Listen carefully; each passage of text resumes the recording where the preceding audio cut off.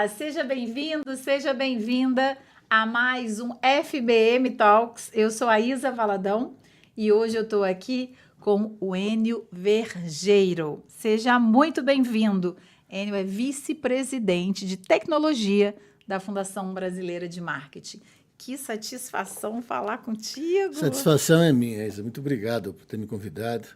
É um prazer aqui estar falando e contando um pouco do que a gente faz aí no mercado. Me fala um pouquinho, assim, para mim e para a turma que não te conhece, como você chegou até aqui? Como é que foi a sua trajetória, desde lá da sua formação? Conta um pouquinho, rapidinho. Não, rapidinho, que eu sei rapidinho, que você tem muita não, mas coisa. é rapidíssimo, é muito fácil. Eu comecei a trabalhar como trainee de publicidade em 1978. Uau! Então, eu tinha 19 anos, então vai fazer agora 48 anos, agora no dia 3 de abril. Comecei a trabalhar no dia 3 de abril de 78, então vai fazer agora, dia 3 de abril, 48 anos que eu trabalho. Eu digo que muita coisa mudou, mas a essência do que eu faço, ela não mudou. A mesma. É a mesma. Eu comecei trabalhando na Editora Abril como trainee na área de vendas de espaço, né, na área comercial. Na época se falava contato, depois representante de vendas, hoje executivo de negócio, executivo de conta, enfim. Mas foi um começo muito bom e para mim foi muito bom na minha trajetória, porque a Abril estava num momento de desenvolvimento. Então, eu comecei a trabalhar na revista Capricho, que era uma revista na ocasião... Lia muito. Juntava o dinheirinho para comprar a Capricho. Mas você já lia numa outra fase, você já lia na fase que ela falava com o teenager, com o adolescente. Eu falo de uma fase, quando eu comecei, que era a fase das fotonovelas. Ah, essa não é minha fase mesmo. E tinham 5 revistas na Abril, Contigo, Ilusão, Carícia, Love Story e Capricho, que eram as revistas de fotonovela, e elas tinham muita audiência. Por exemplo, a Capricho tinha 500 mil exemplares de circulação, de média, por quinzena. Ela era uma revista quinzenal. Quinzenal. Sempre se vendia mais na edição inicial do mês e do dia da segunda quinzena sempre se colocava um brinde, ela acabava vendendo mais. Assim, foi daí que nasceu o negócio dos brindes, vinha com as revistas? Isso. Já existe há muito tempo, né? Os chamados, na ocasião, depois também teve o nome de anabolizante, porque colocavam as coisas. Alguns a gente chamava de enriquecimentos editoriais também. Enfim. Mas as revistas de fotonovela, elas eram as revistas que tinham grande circulação. Então, exemplo de Capricho eram 500 mil exemplares quinzenais, ou seja, mais de 1 milhão de exemplares por mês.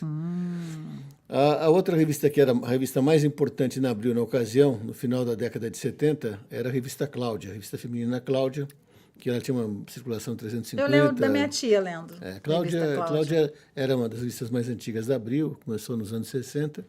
E era grande. Trazia o quê? Moda, comportamento, casa, moda, decoração. Receita, provavelmente. Muito. Cláudia Cozinha, né? Tinha naquela ocasião já existia uma que tinha lá na Abril, chamada Cozinha Experimental de Cláudia. Uau. Essa cozinha experimental era, de fato, uma cozinha comandada na época por uma pessoa chamada Edith Eisler, e os produtos eram testados. Então, que maneiro. Não tirava assim tipo na prateleira. Tipo uma Ana Maria Braga, assim, da Cláudia. Um pouco antes, mas era assim, quer dizer, o modelo era esse, né? O modelo era esse. O modelo era e aí essa coisa de falar de produto, buscar produto, eram produtos comprados nas prateleiras, as receitas eram desenvolvidas com esses produtos e eram todos experimentados na cozinha experimental da revista Cláudia. Que maneiro! Interessante. E aí as empresas também queriam, de alguma forma, se sentiam honradas quando tinha um produto testado, enfim. Sim. E ao mesmo tempo tinha uma preocupação, porque, claro, era um teste para valer. De qualidade. Então era assim, na ocasião, na Abril, você tinha o teste para as revistas femininas e dos produtos, principalmente alimentícios, e você tinha, por exemplo, na Quatro Rodas, também uma revista masculina que começou no começo dos anos 60, onde ela fazia os testes dos automóveis, né? O que era muito a credibilidade da revista Quatro Rodas é o que fazia com que as pessoas decidissem compra de automóveis, né? Eu lembro de discussões, e não até muito longe lá para trás, quando a gente era mais jovem, mas assim até mais recente, do meu marido mesmo, buscar informações, porque é seguro, né? E eu queria fazer um comparativo. Você está falando da qualidade ali dos produtos na cozinha, e também do Quatro Rodas, ajudar nessa questão da escolha, né, do consumo, é meio que o selo Imetro, É. né?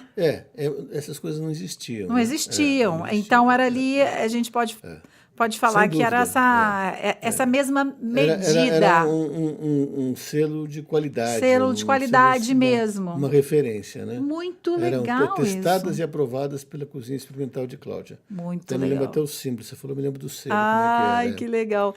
E aí, vamos falar da Quatro Rodas aqui, porque eu tive no Salão do Automóvel agora, ano passado, Sim, e eu descobri que a revista Quatro Rodas não faz mais mapa. não faz mais.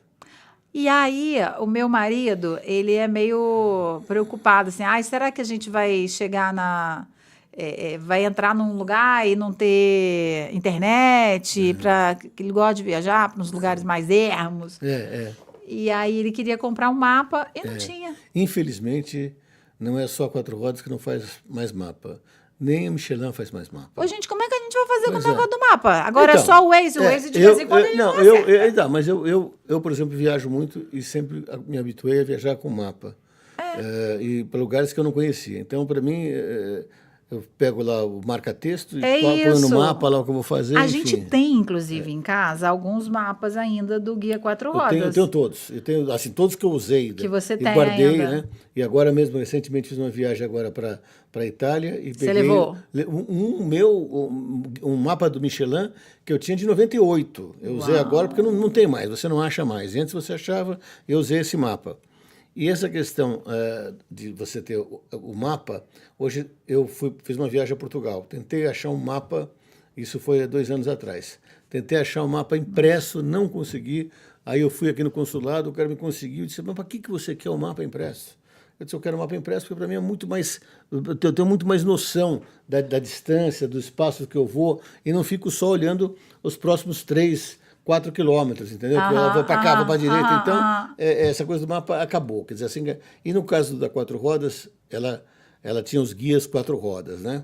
Esses guias eram excelentes, que eles eram suplementares à revista Quatro Rodas, e tinha aqueles guias do livro, o Guia Quatro Rodas, o Guia Brasil, o Guia São Paulo, e depois começou a fazer também com testes de hotéis, com testes de restaurantes, enfim.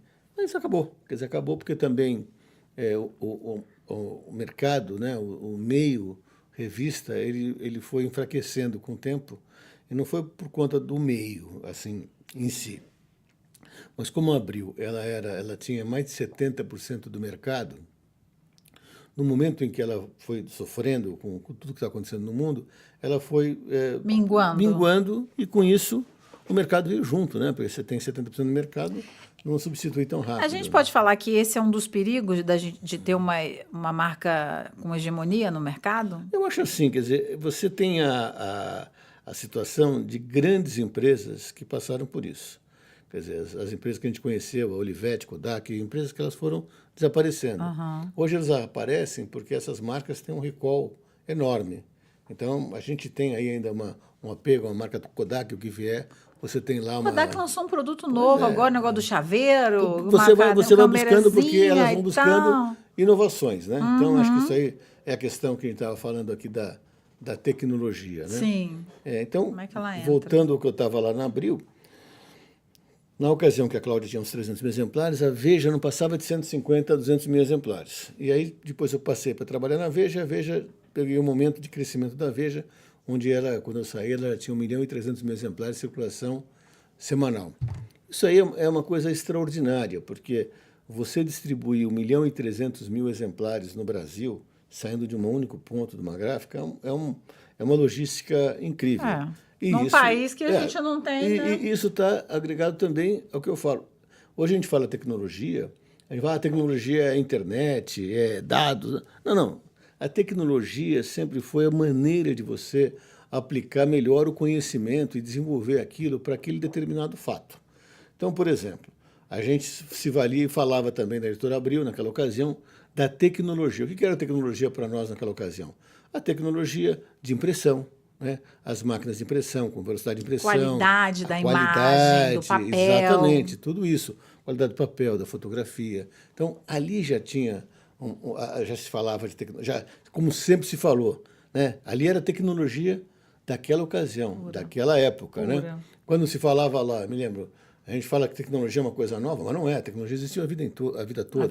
A vida toda. Então, você vê, me lembro, por exemplo, quando foi lançado lá, também foi um negócio da 4 rodas, anos 80, lançaram o Escort no Brasil. Dizia o carro que tem tecnologia embarcada. Pouca gente sabia o que era ter tecnologia embarcada. Mas era isso, quer dizer, era uma linguagem já técnica, explicando que era desenvolvido, tinha uma tecnologia desenvolvida naquele determinado produto. Então, foi isso. Eu lembrei do Escort XR, alguma coisa assim, que foi XR3. XR3, que ele não tinha... Tinha sem capota. Não tinha capota, pelo menos o meu vizinho tinha um desses. Não tinha com Foi a capota sem primeira capota. vez que eu vi um carro sem capota na vida. Não, eu achava o máximo. Que fez história esse carro, brasileiro né? Não demorou para entender o que é um carro conversível, demorou para entender o que é um carro E aí ele não tradicional. vingou muito nesse sentido, né? O modelo, mas todo mundo queria ter um Escort. É que as pessoas tinham aquela noção, acharam que isso ia ser desvalorizado, porque não era um carro completo, enfim. Eram alguns tabus que tinham com isso daí. E essa questão dos tabus para a área de tecnologia e marketing? Quebra uma empresa, um tabu? Quebra um raciocínio? Com certeza. Assim? Eu acho que com tudo que você tem hoje disponível, você tem grandes riscos também, né? Por exemplo, voltando aos exemplos das coisas que enfim, eu sempre fui da área de publicações, né, de impressos, né, que hoje caiu bastante, mas você vê, era muito forte a questão também de tecnologia, por exemplo, do Jornal do Estado de São Paulo. Quer dizer, você até hoje, eu fico pensando, e é difícil imaginar, como é que você está vendo o jogo de futebol na quarta-feira à noite, ele acaba 11h30, meia-noite, e às 6 horas da manhã está no jornal já ali a reportagem daquilo. Né? Daquilo. A então, galera trabalhou a madrugada você vê toda. Como é que foi, como é que é feito aquilo, em que momento aquilo foi feito, em que momento chegou aquela notícia, em que momento aquilo foi para ser impresso, em que momento aquilo foi para uma distribuição, né? Ou no jornaleiro ou na sua casa, né? Ou na sua casa. No assinante, que vai até... O jornaleiro hoje... o jornaleiro perdeu o espaço que tinha, né? O jornaleiro, as pessoas não vão mais aos jornaleiros para comprar, enfim, por várias razões. A primeira é por falta de produto mesmo, né? A segunda é por segurança, enfim. Eles vendem várias outras coisas, né? Eu passei num jornaleiro outro dia e tem alguns perto da minha casa, mas não vendem tanta, exatamente porque a gente estava procurando o guia 4 rodas. A gente saiu olhando e não achamos. E aí eles viraram... Lembra quando começou a febre das lojas de R$1,99, né? Sim, E aí eles estão muito parecidos com isso. Mas não poderiam também, né? Não poderiam. Não poderiam porque, primeiro, é o seguinte, eles estão num ponto de venda, em geral em cima de uma calçada, né, pública, e o acordo com os jornaleiros é de venda de produtos não tributados.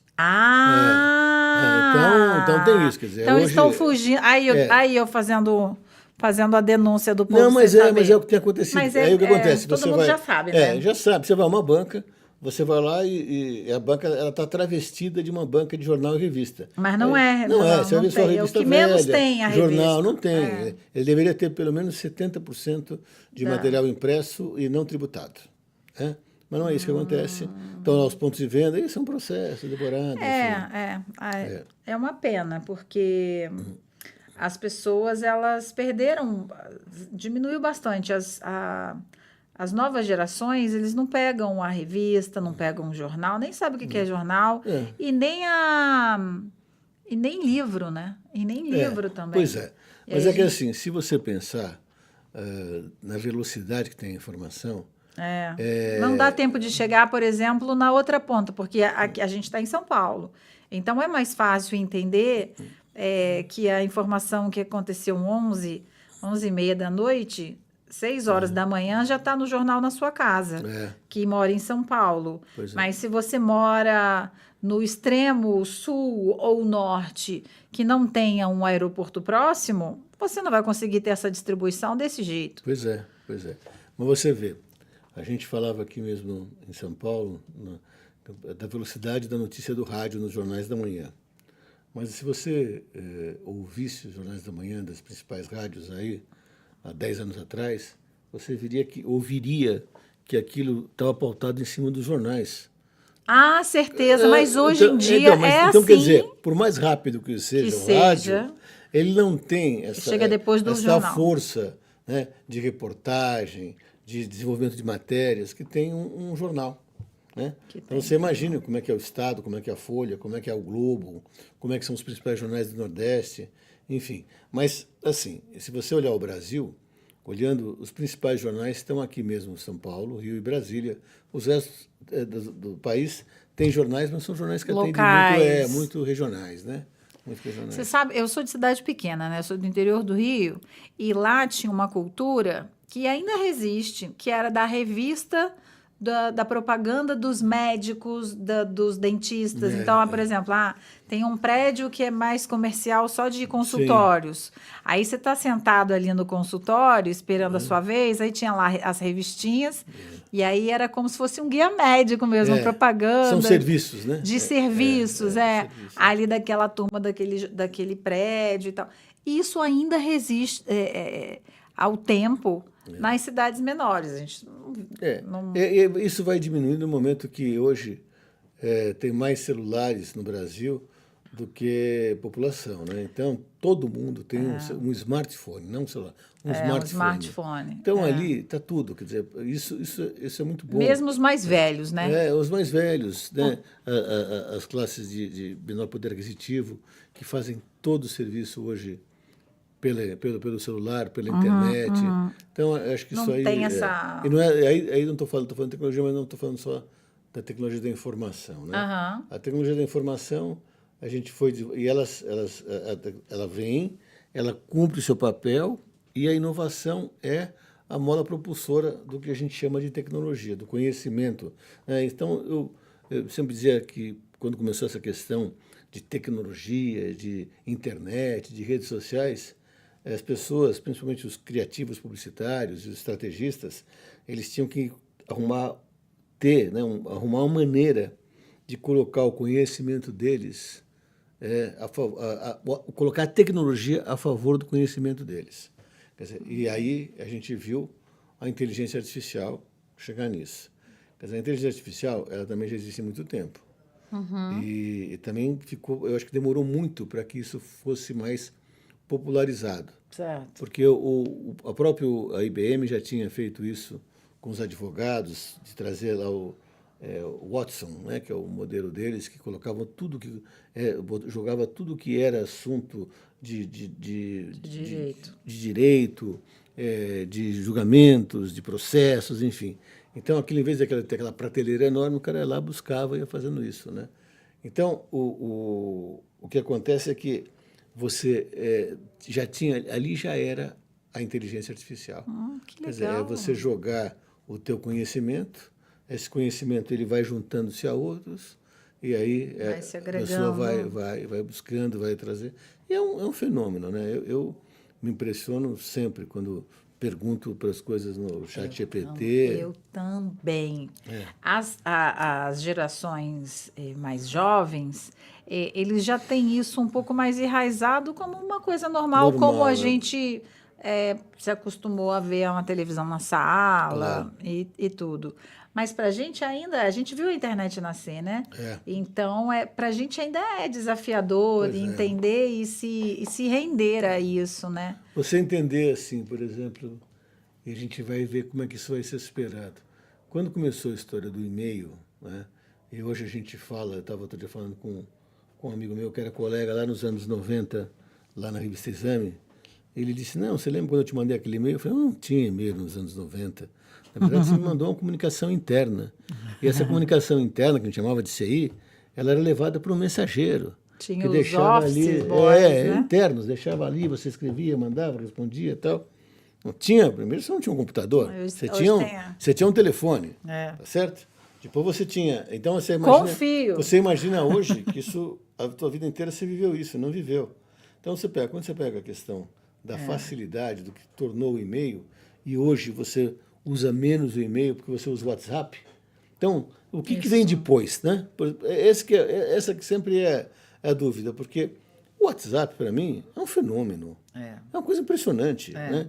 Eu tive um problema no meu telefone que queimou um negocinho na tela, estava comentando hoje de manhã. Fiquei ontem para arrumar essa tela, fiquei 3 horas sem telefone. Quando eu religuei o telefone, tinha 200 e tantas mensagens no WhatsApp, e você fica... É o senso de urgência que a gente desenvolveu com isso. E você fica o tempo todo trabalhando nisso, vivendo, conversando. Às vezes você fica tempos sem ver uma pessoa, mas você tem a impressão que você viu ela ontem, porque você está falando com ela de alguma forma. Exato. Né? E virou, eu até vou pegar o celular para exemplificar o que eu vou falar, virou sinal de respeito e de educação você chegar numa mesa, numa roda de conversa, e você virar o seu celular e deixar ali, que é um sinal de tipo, ó, eu não vou dividir esse tempo aqui que eu tô com você com o celular, né? E então, quer dizer... Porque senão não tem jeito, né? Senão tira a gente, né? Hoje eu fui numa reunião que o cara pegava tudo com o celular. Eu fico agoniada. Eu tenho TDAH, Enio. Quando voltava, já onde eu parei, onde a gente parou, ficava... Aí a coisa não flui, parece que o tempo da outra pessoa vale mais do que o nosso, enfim... E o tempo é um ativo que todo mundo tem igual, não tem jeito. Não tem jeito e pronto. Então, a tecnologia, ela veio até não, né? Ela veio crescendo, mudando, influenciando a sociedade, o comportamento da sociedade mesmo, né? Como um todo. Sem dúvida. Acho essa reflexão interessante. Agora, a gente está falando do que mudou, né, com essas transformações no marketing, na tecnologia. Agora, o que eu queria saber? Onde as empresas ainda erram ao adotar a tecnologia no marketing? Seja ela de que forma for. Eu acho que o principal erro das empresas é assim, do que eu vivo quando falo de tecnologia, de levar coisas novas, enfim, coisas que eu represento, algumas ferramentas. Primeiro, todo mundo já diz, eu já tenho isso, e na verdade não tem. Acha que tem, acha que alguém faz, e eu tenho vários exemplos desse. Depois, a questão também de aquilo que a pessoa não conhece, ela tem uma insegurança de dar continuidade. E acho isso é um outro ponto, de dificuldade de você... Eu estou falando de um processo de venda de algum sistema de tecnologia. Eu, por exemplo, tenho lá um produto que chama streaming de ultra baixa latência. Essa é uma coisa muito simples, mas é um streaming, só que ele substitui o satélite, e eu faço, através do streaming, a gente faz as transmissões por TV, seja de canal aberto, de canal fechado, de canal no YouTube. E o que é de ultra baixa latência? Porque ele não tem nenhum tipo de atraso, não tem nenhum tipo de delay. Ele é ao mesmo tempo.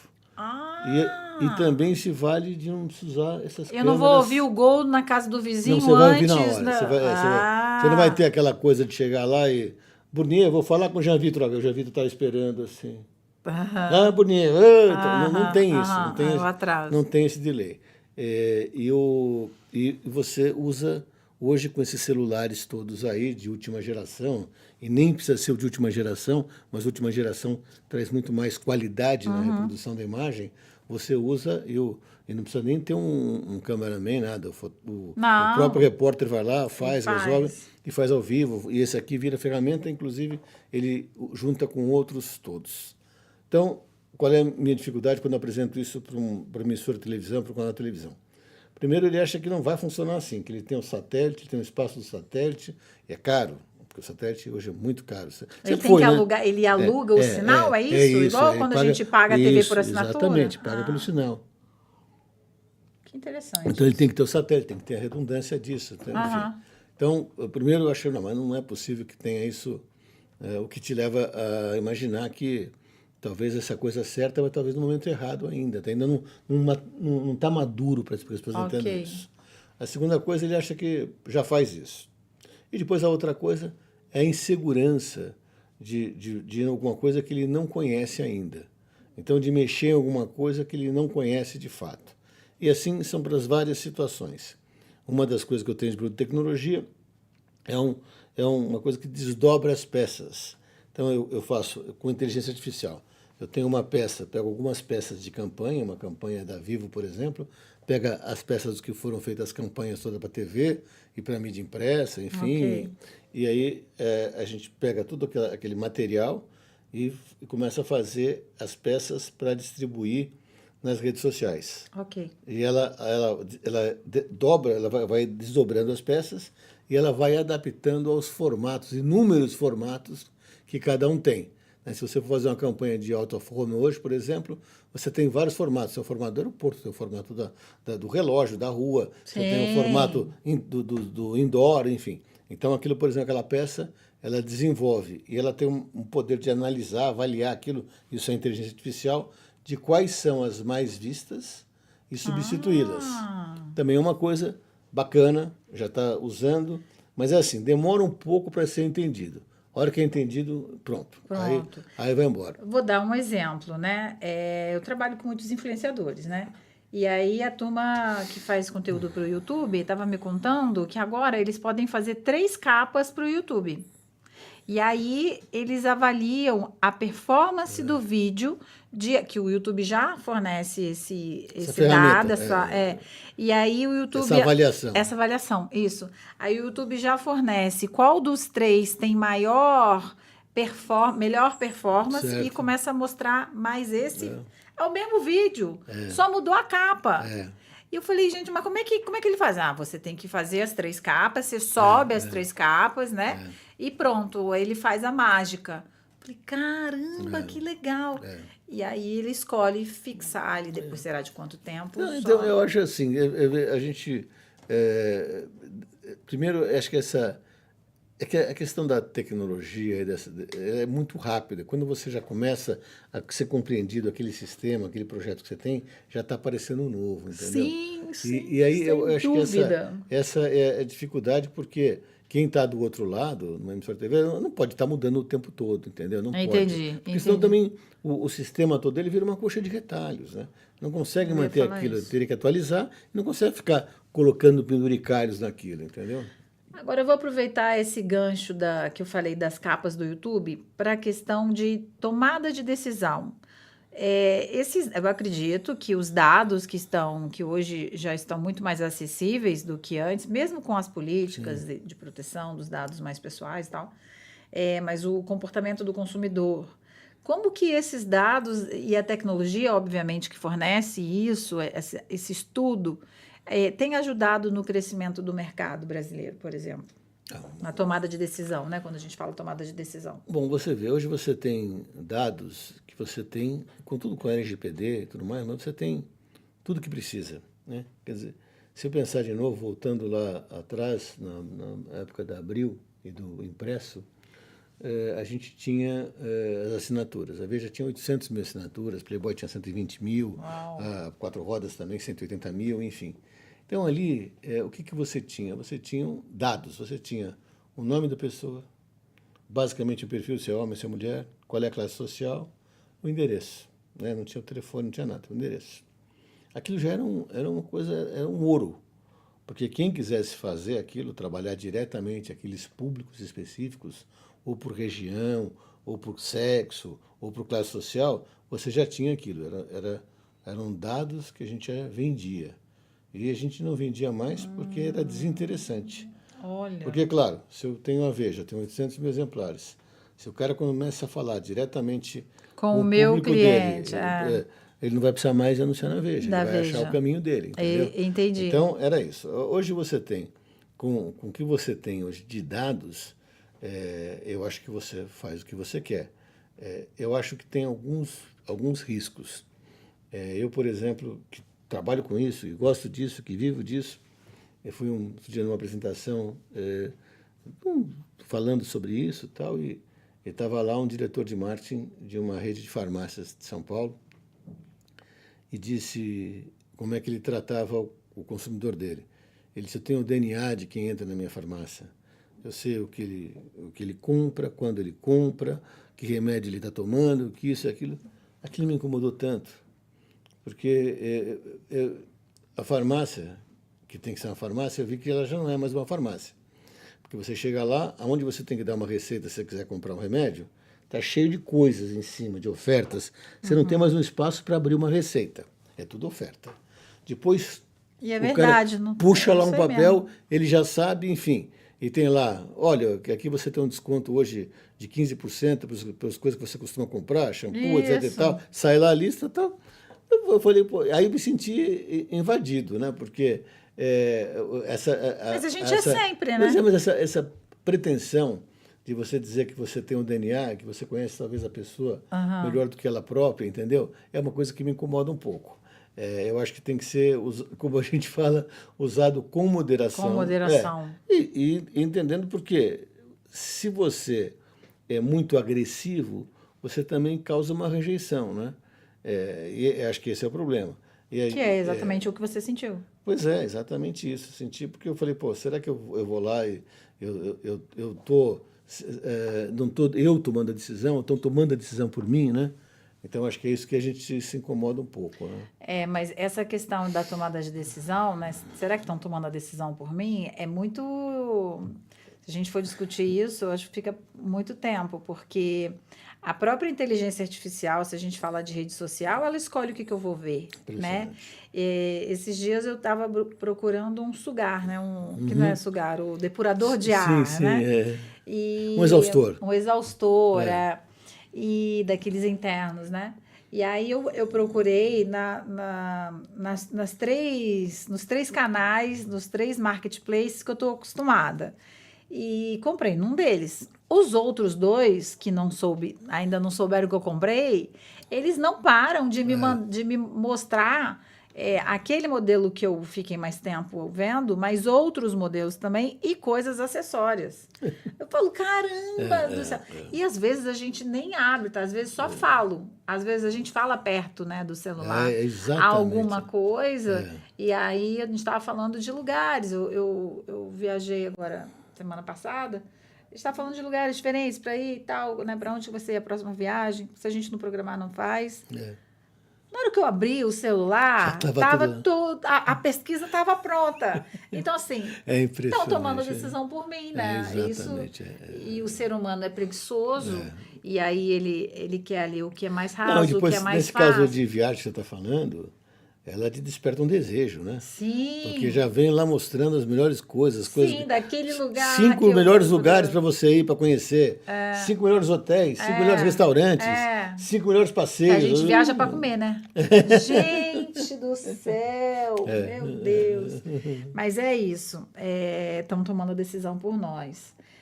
E agora, Enio, eu queria que você falasse para a gente como você acredita que a FBM prepara os profissionais para esse novo cenário tecnológico que a gente está vivendo hoje. Eu acho que o papel da Fundação Brasileira de Marketing ele sempre foi o de capacitação do profissional de marketing, né? E aí, entendendo o que é o profissional de marketing. O profissional de marketing é muito abrangente o que é fazer marketing. Ok. Eu acho que por exemplo, eu sou publicitário, eu sou um dos P's do marketing, né? Eu me coloquei ali, me foquei ali, enfim. Então, quando a gente fala profissional de marketing, imagina que é aquela pessoa que está lá como CMO, uma empresa, trabalhando diretamente como diretor de marketing, como gerente de marketing, e na verdade não é, né? Quer dizer, o marketing é muito mais abrangente. Nós estamos falando de ponto de venda, de promoção, de publicidade, de tudo, né? Então, eu acho que a FBM sempre fez assim. Quando eu falei com o Cláudio, quando começamos a falar lá, a gente foi fazer uma visita ao Madia, né, que é uma autoridade em marketing, né, o Francisco Madia de Souza, e ele falou, poxa, o primeiro curso que eu fiz de marketing foi na FBM. Então, começou lá na FBM. Então, você vê, e hoje ele é um papa, né? Ele é o cara que fala do Peter Drucker de começo ao fim, é um cara que a gente pode dizer que realmente ele tem lá a Abramark, a Associação, a Academia Brasileira de Marketing, enfim. Então, esse é o papel que eu acho que é o propósito da FBM, que continua sendo, né?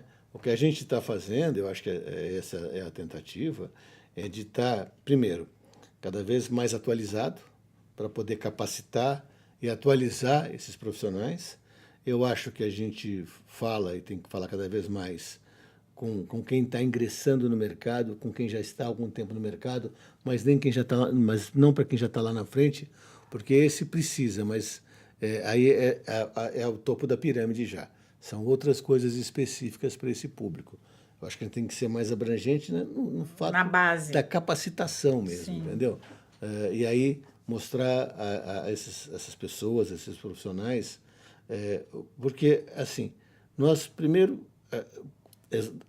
a Fundação Mulheres de Marte, a FBM, ela tem essa questão de aglutinar essa informação que nós temos aqui, né?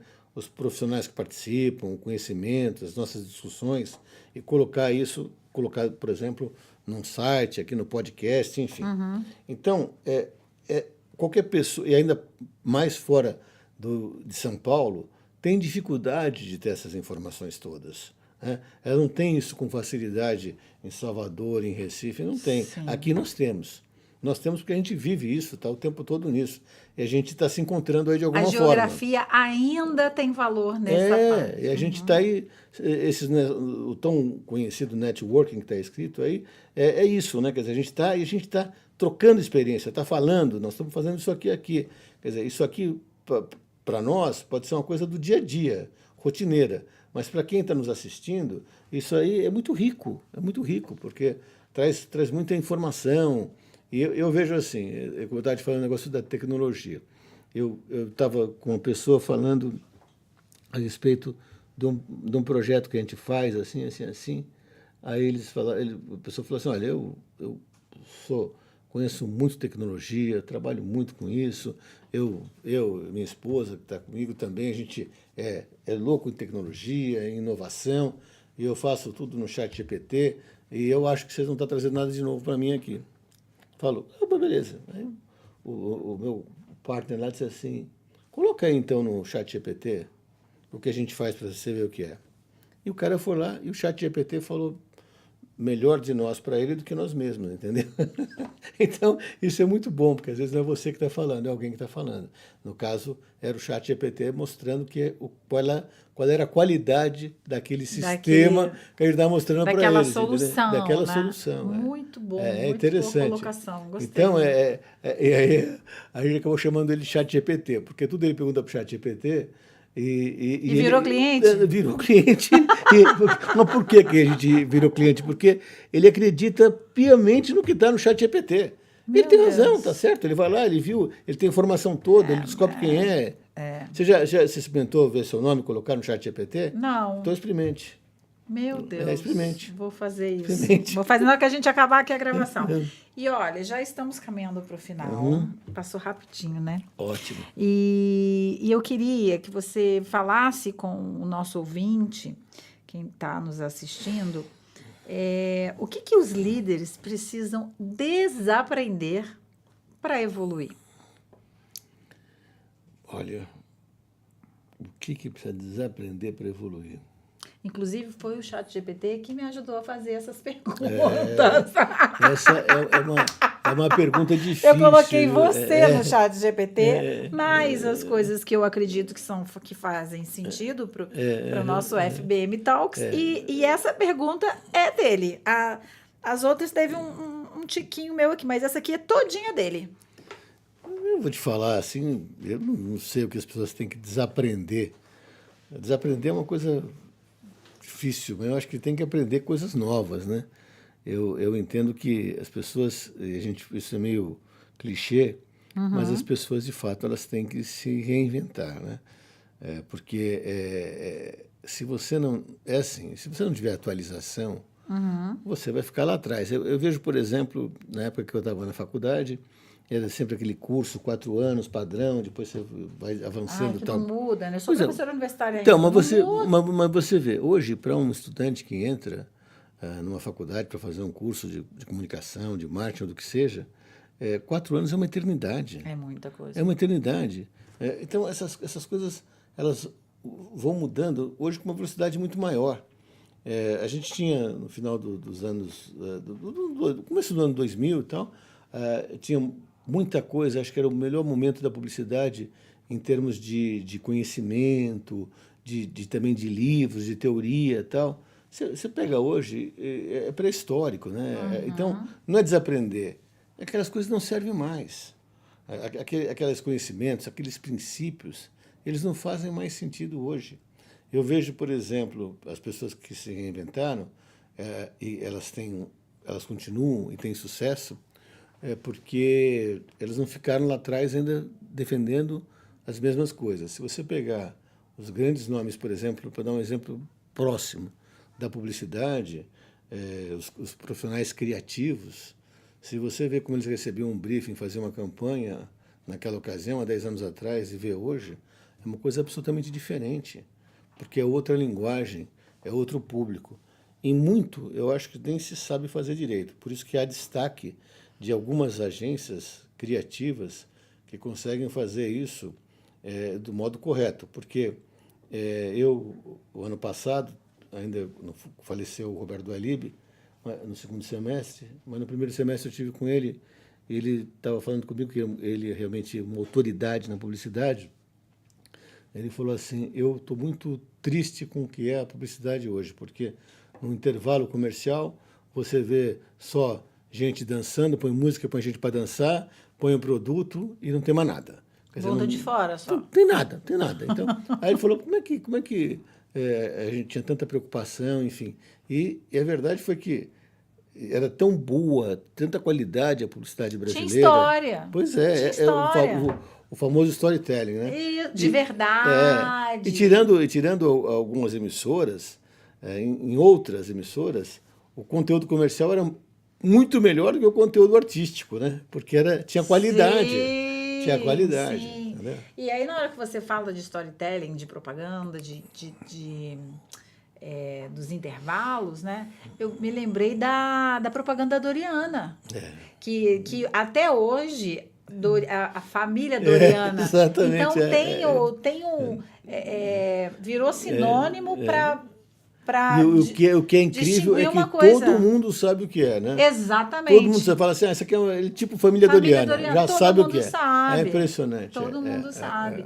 E então eu sinto falta disso. Eu não nasci no marketing, né? Eu nasci na engenharia. A minha parte profissional, a maior, foi dentro da engenharia, materiais. Poxa. E continua sendo grande parte. Mas de uns anos para cá eu me rendi ao marketing, sempre me incomodei com o marketing raso, e por isso eu me sinto tão honrada em estar do lado de todos vocês que entendem tudo. E eu falo, gente, eu estou aprendendo da fonte. Eu acho assim, a gente acha que entende, mas não entende, porque na verdade, né? Tudo que é relativo é muito difícil você defender. Ai, gente, é muito difícil defender. Mas né? a gente descobre que a gente tem que estudar mais, porque a gente vai estudando, por isso que os cases, vai aprendendo. Eles são importantes. Exatamente. Porque ali você vê o começo, meio e fim de uma estratégia, Exatamente. enfim. E eu digo também o seguinte, logo que eu me interessei, enfim, publicidade e tudo mais, naquela ocasião, eu digo sempre que o marketing, ele fez marketing do próprio marketing. Porque era uma cadeira, uma disciplina nas faculdades que chamava-se administração mercadológica. A administração mercadológica não tem nenhum charme. Né? Não, nada charmoso. Faz só essa administração mercadológica. Né? Quando vê a história de transferir, de fato, o que é administração mercadológica, traduzir o marketing para administração mercadológica, e entrou a palavra em inglês do marketing para ser escola de marketing, disciplina marketing, todo mundo se interessou. Uau! Então, porque era uma coisa inovadora, era uma coisa, o pessoal fala, pô, mas é coisa de ponto de venda, é uma coisa que tem promoção, tem propaganda, enfim, então, todo mundo se interessou, chamou a atenção. Então, e aí você começou a ter pessoas jovens na ocasião, que se interessaram em fazer marketing. Ok, entendi. Então, olha, a gente já se encaminhou para o final, eu acho que já está estourando o tempo. E eu queria que você deixasse um recadinho aí para a turma fazer um fechamento. A tecnologia, né? Ela não substitui a estratégia, né? A gente acabou de falar isso das histórias. Não. Qual o recado que você dá para essa turma? Não, eu acho assim, acho que tudo é estratégia. E eu acho... Muita gente fala assim, planejamento estratégico. Eu acho que procedimento estratégico é o correto, tá? Porque o planejamento é aquela coisa que você coloca lá a longo prazo e o procedimento é o que você faz hoje, faz amanhã e dá continuidade a isso. Procedimento. É o procedimento. Eu acho que isso, eu acho que vejo hoje os estrategistas, sejam eles porque, vou dar um exemplo para você. O marqueteiro político, ele acabou. Essa eleição já vai mostrar, já a eleição passada já não teve. Esse primeiro termo marqueteiro é pejorativo. Hoje o que você tem na política, que vai ser o caso deste ano, é o estrategista digital. É esse que vai fazer a diferença. É o estrategista, né? Ele é um estrategista político, mas ele é digital, né? Não é mais aquele cara que fica lá arrumando o colarinho, a gravata do cara no debate, não. Isso vai existir, mas ele não vai ter nenhum efeito. Show de bola. Não vai ter nenhum efeito. O efeito é o estrategista. Então, eu acho assim, a gente, para quem... Eu acho, primeiro, o princípio é sempre buscar atualização, porque sempre vem uma coisa nova. E vai ter uma amanhã, eu vi recentemente também o negócio da agência Broadcast, que põe mais de 9 mil notícias por dia, que é a agência do Estado, do Jornal Estado de São Paulo, em tempo real. Então, você tem aquilo, você está no teu aplicativo, você está o tempo todo sabendo o que está acontecendo, numa velocidade impressionante. Quer dizer, então, eu fico achando sempre que a gente já chegou num ponto que eu não sei como é que não consigo ver o que vai ser a evolução. Então, é importante a gente saber o que nós temos hoje, o que deve ser feito e entender como é que a gente aplica isso no nosso dia a dia. Acho que é isso. Perfeito. Então, pessoal, ó, já sabe, né? Assiste essa aula mais de uma vez, né? Se fosse há um tempinho atrás, eu ia falar rebobina a fita, tá? E eu acho que tem bastante conteúdo aqui pra gente aprender junto. E fica ligado porque já tem mais, viu? Muito obrigado pela sua audiência e até a próxima.